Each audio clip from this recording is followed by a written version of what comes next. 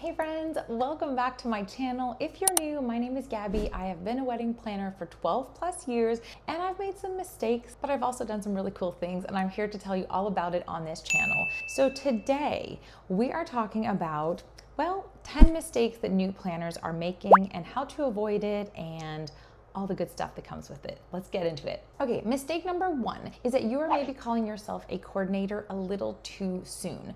You need time to learn, to grow, to be an assistant before you put your wedding planner hat on and you say, I am open for business, clients, come on in.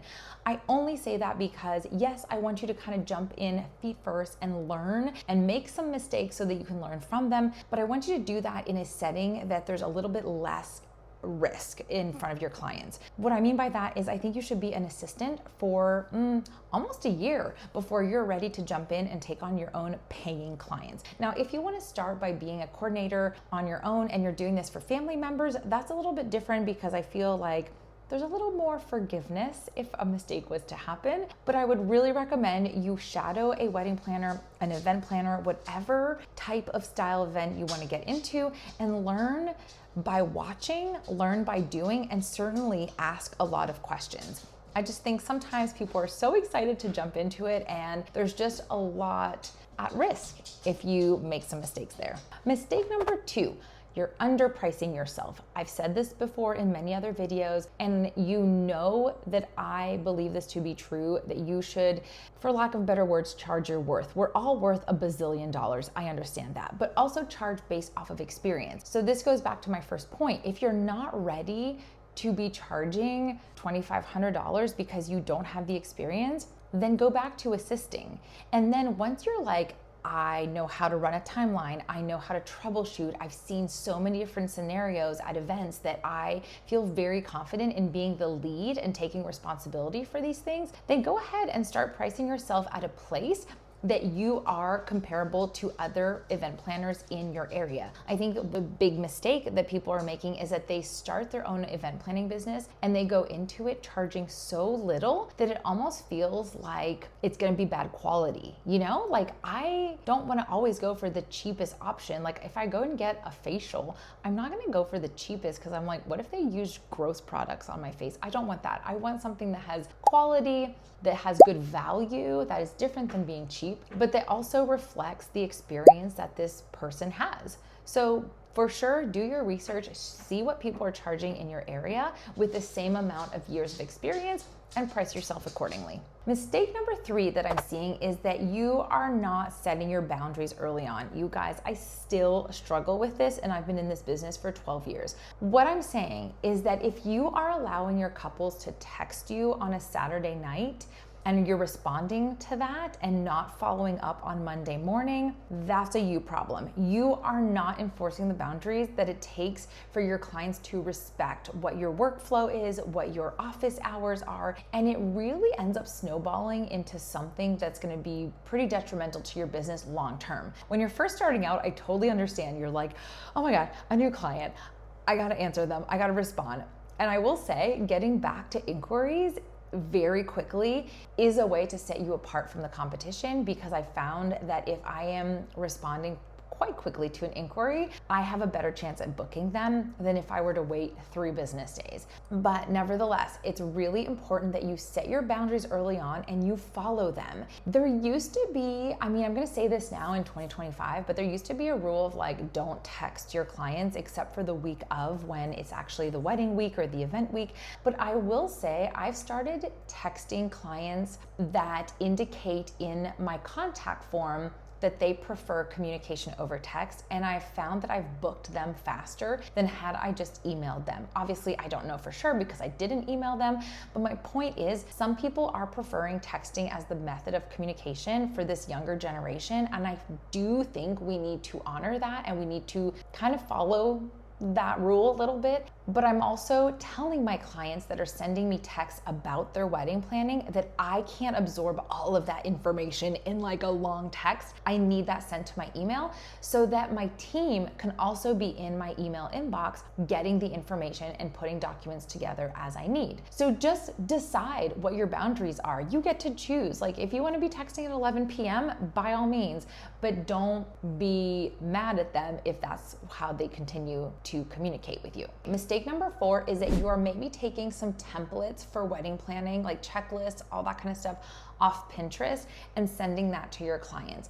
I have a lot to say here. Okay, one, I know we are in a time of AI, and by all means, utilize it to help you out. But I don't think AI can replace a wedding planner. What I mean is that if you're going on ChatGPT and you're saying, create a wedding checklist that I can send to all of my couples, and that's what you send as part of your package to your couples, I don't think that's always gonna work. For example, if you are based out of California, where you don't really have to think about a rain plan, versus if you are based on the East Coast, rain is gonna be happening spring and fall most likely. That's something that I would wanna make sure I add to my checklist.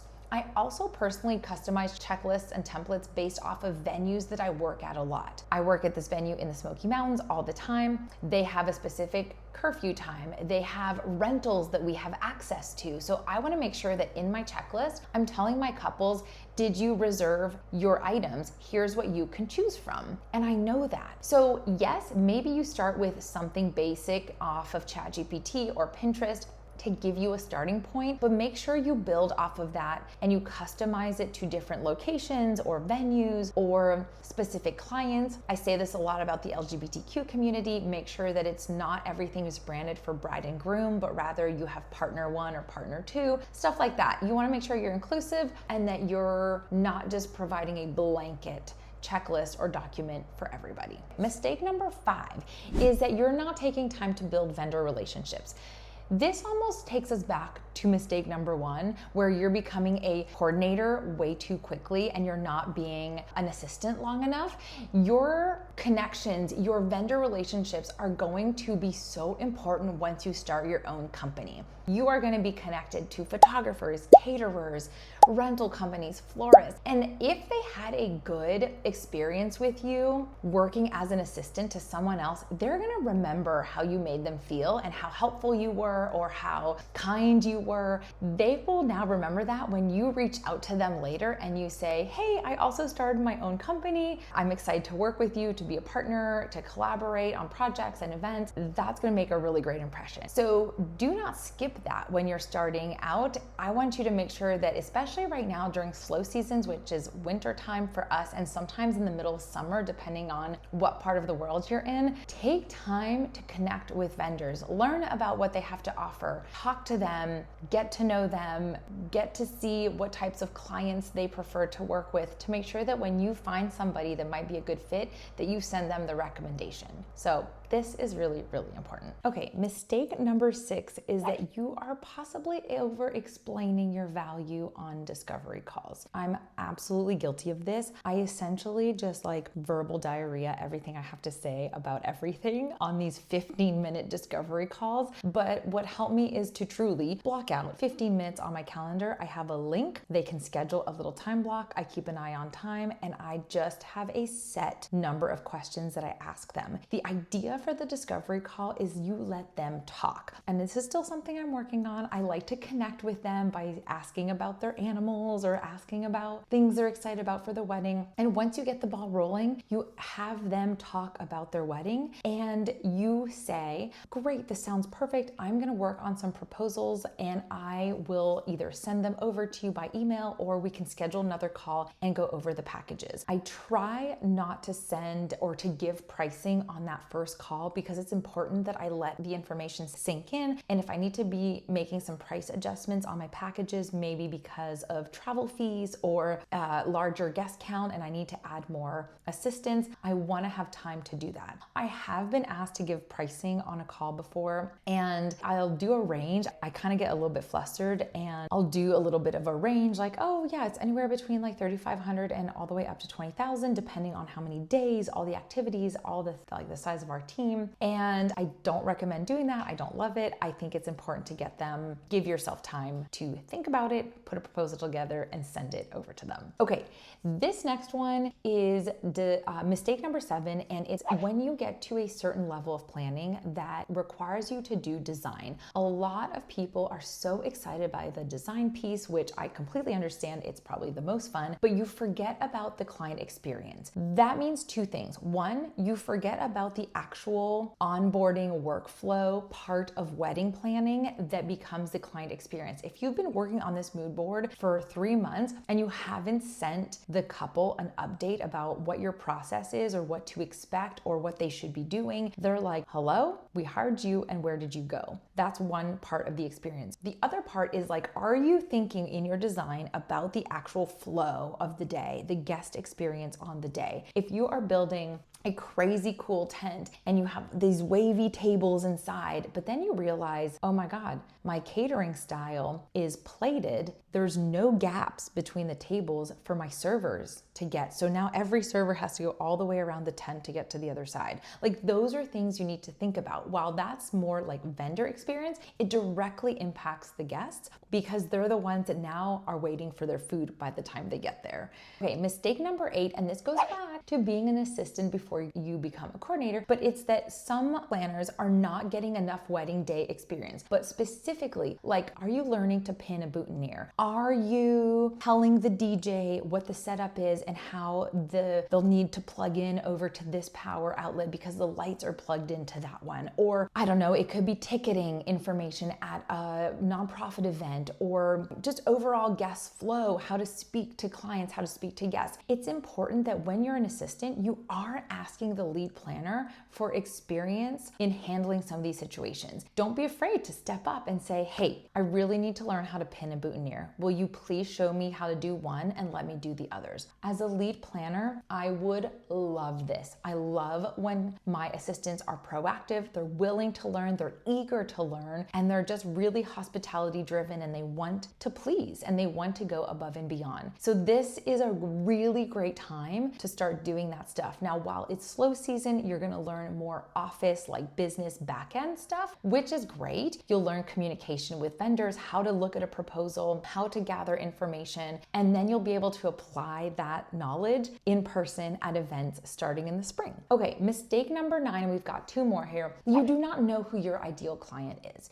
It's okay to start by doing events for anyone and every type of event because you don't yet know who you want to specialize in. But when you get to a point where you realize you love weddings, you love nonprofits, you love corporate, you love outdoor events, you love ballroom events, start honing in on that. And you want to make sure that that's the kind of stuff you're showcasing on your website, social media, all that kind of stuff. And what really is happening is that I think there's just so many event and wedding planners out there that if you think of yourself in the client's mind, they're inundated with choices. They're like, I don't know, they all look the same. They're all creating memories that last. So I want you to make sure that you are focusing on getting very specific, very niche with who you are serving and who you want to serve. It is okay to still take some clients that are maybe not your ideal client on the side as you start to build your portfolio. And of course, you need to make money, but eventually you want to make sure that you are speaking directly to your ideal clients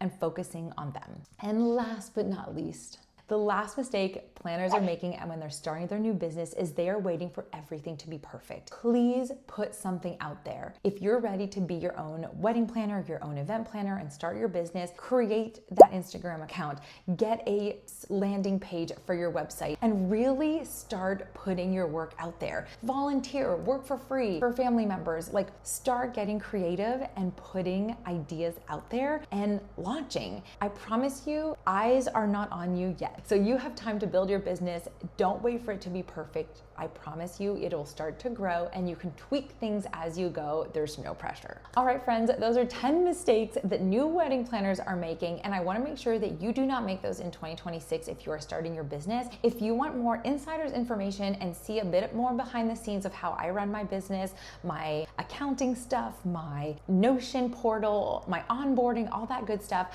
I have that all in my YouTube membership. The link is below. You can subscribe to that, and we've got tons of videos that are for members only that you get access to. And until then, I'll see you next week. Bye.